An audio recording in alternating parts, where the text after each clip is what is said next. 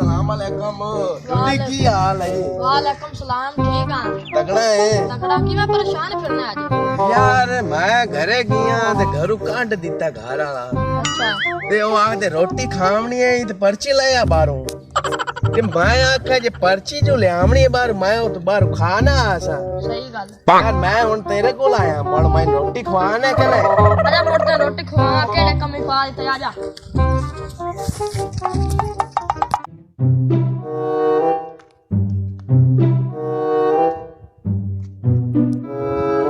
ठीक है यार हम घरू तंग होया खड़ा तो मैं कहना निकल जावा किसे पास है।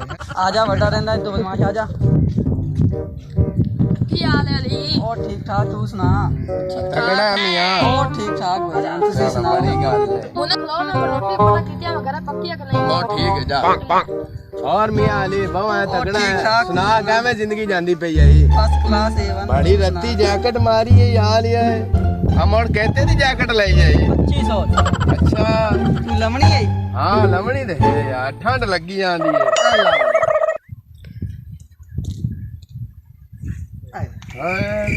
जैकेट लाभ गया। वाह यार बड़ी सोहनी लगदी भी चंगा यार फिर मैं जैकेट पा लेना मैं ठंड लगदी भी। अच्छा बढ़ जा पंक पंक।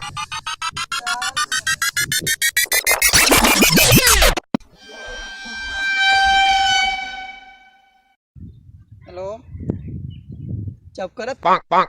रहंदा नहीं बदमाश गल केड़े बंदे गलना नहीं मैं ते खड़ा दत्ते तक दी जैकेट पा के। यार रोटी वाला पता नहीं कई दुआ से भुख नाल ते जान निकली खड़े दे कला पाटा खला है।